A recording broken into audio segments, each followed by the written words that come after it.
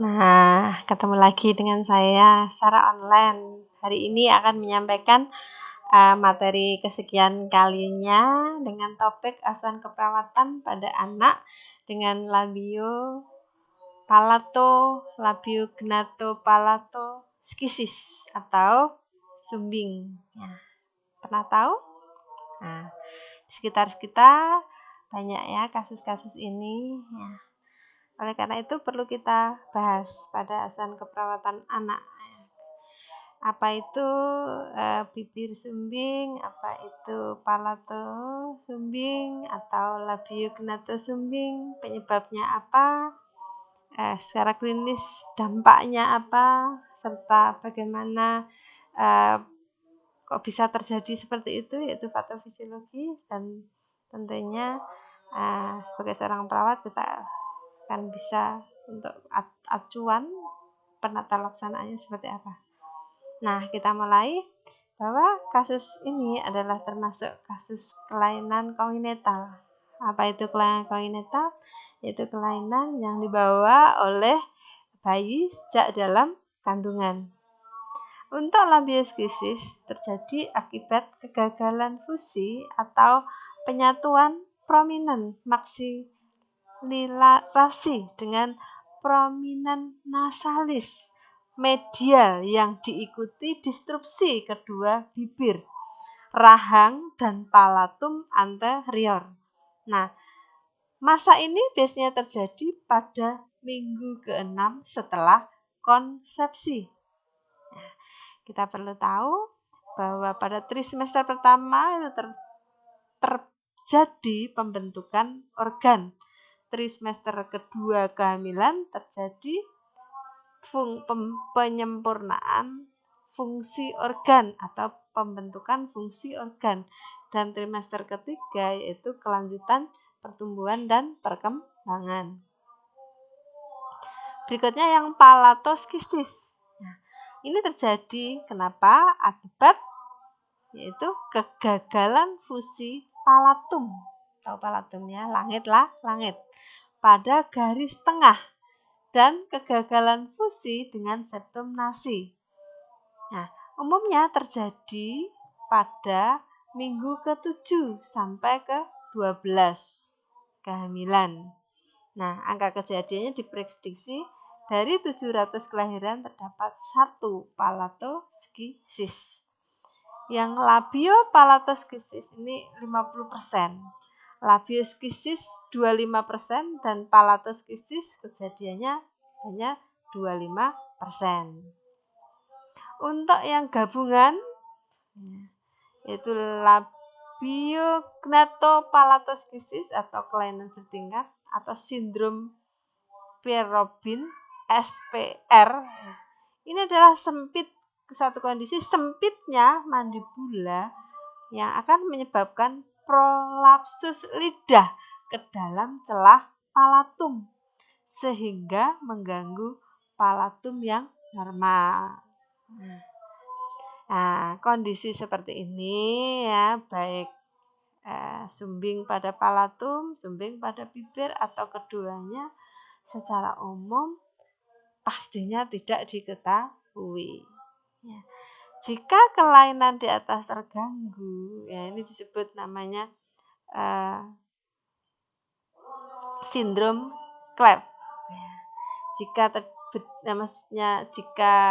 lengkap ya, jika sendiri disebut non-sindrom Klepp. Nah, tadi disebutkan etiologi tidak diketahui secara pasti. Namun, kemungkinan bisa kita prediksi diantaranya adalah sebagai berikut. Tentunya karena ini dibawa sejak lahir, berarti sebelum lahir adalah masa hamil, terjadi apa pada masa kehamilan? Nah, ini yang perlu kita analisis. Nah, berdasarkan hasil penelitian terbanyak sumbing atau kelainan ini, kongenital ini, yang pertama kemungkinan faktor kecanduan alkohol. Jadi saat hamil atau sebelum hamil suka mengkonsumsi alkohol. Yang kedua, efek dari terapi fenitoin. Nah, ini ada ibu yang mengandung suatu penyakit tertentu yang harus mendapatkan terapi ini. Yang ketiga, infeksi rubella atau campak Jerman. Nah, itu. Nah, yang keempat, sindroma yang ditemukan secara bareng-bareng yaitu sindrom Pierre-Robin. Nah, seperti itu. Nah, yang etiologi secara non yang bersifat multifaktor ini adalah memang karena biasanya kelainan genetik ya. Kalau sudah kelainan genetik ini, nah ini terkait dengan DNA. Nah, maupun pengaruh lingkungan yang toksis. Kalau sudah terjadi ini tentunya kita harus berpikir, sudah terjadi mau diapakan, harus ditata laksana. Nah, umumnya ini adalah perlu direkonstruksi, melibatkan ahli bedah. Nah, kita sebagai perawat harus kolaborasi pada ahli bedah, ahli ortodontis ya, gigi dan rahang, ahli anak, telinga, hidung, tenggorokan maupun wicara.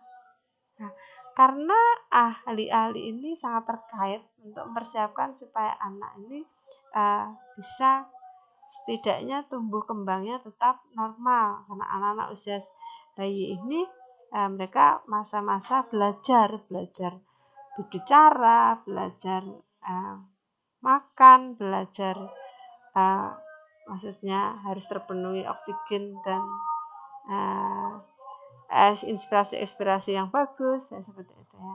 Maka harus secepat mungkin dilakukan tindakan pembedahan meski secara bertahap, dimulai sejak dini, minimal pada usia 2-3 bulan itu dikoreksi.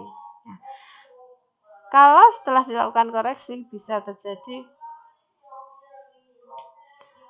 hal yang normal sendiri tanpa apa-apa, tanpa intervensi apa-apa, umumnya pada usia 12 bulanan, 9 sampai 12 bulanan menjelang anak bicara. Itu pun kalau ada, kalau enggak ya harus segera diterapi sebelum usia ini ya, supaya anak bisa berbicara.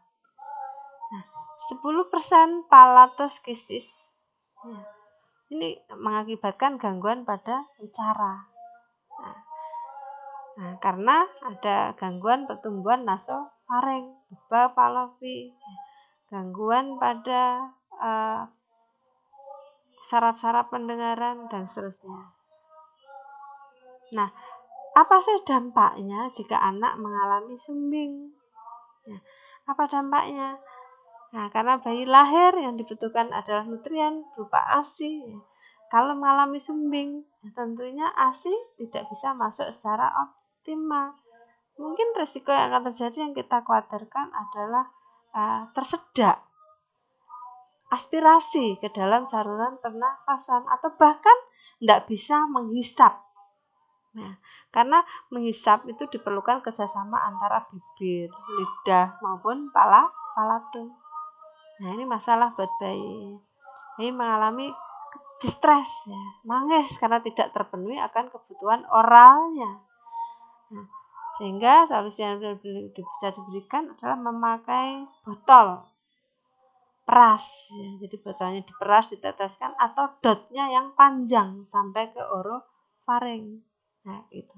Nah, jika tetap diberikan ASI, maka harus dicoba ASINya keluar lebih banyak sehingga anak tidak begitu banyak upaya untuk menghisap. Nah, gitu.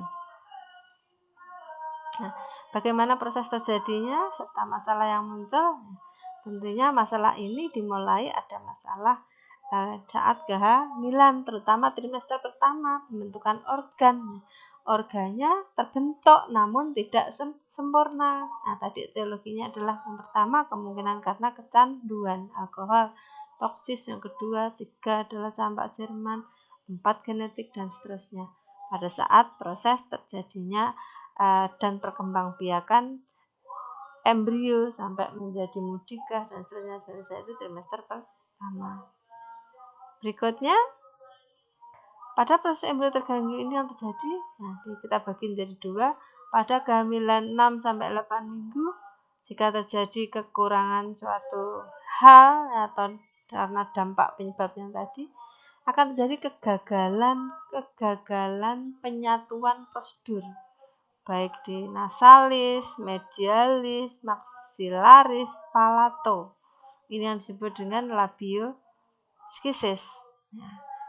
Sedangkan pada kehamilan antara 7 sampai 12 minggu yang terjadi adalah penyatuan susunan organ-organ untuk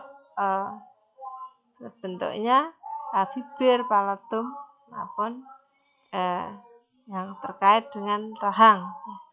Maka disebut dengan palatoskisis. Nah, apa sih dampaknya labio dan palatoskisis? Ada 3. Yang pertama, akan terjadi masalah di dalam menghisap. Ini kemampuannya untuk menghisap menurun.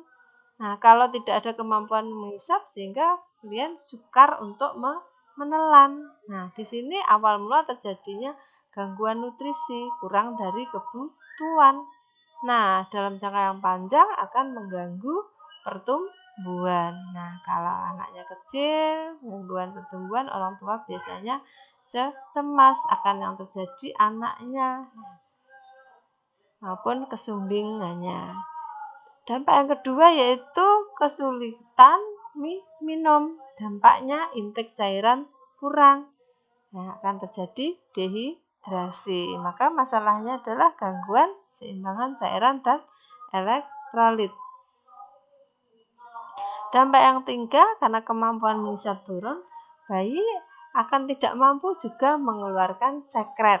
Nah, sekret ini adalah buangan yang normal dari saluran pencernaan karena ada benda asing. Maka karena ada kelemahan, dampaknya adalah terjadi penumpukan sekret pada jalan nafas, sehingga masalahnya adalah jalan nafas.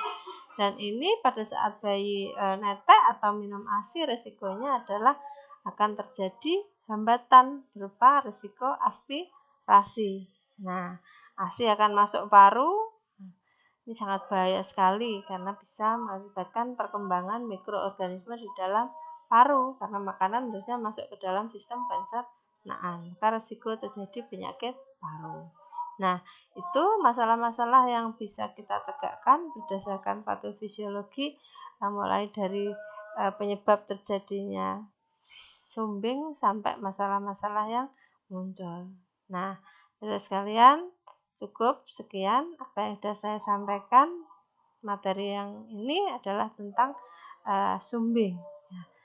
Silahkan kalian like, komen, share maupun subscribe supaya ilmu ini memang benar-benar bisa optimal pemanfaatannya. Terima kasih atas perhatiannya. Salam hangat dan tetap jaga diri, kewaspadaan, karena kita tidak tahu di luaran sana banyak hal-hal yang siap mengancam tubuh kita, terutama hal-hal yang tidak tampak. Itu virus dan mikroorganisme. Tetap jaga diri dan tetap sosial maupun physical distancing. Terima kasih.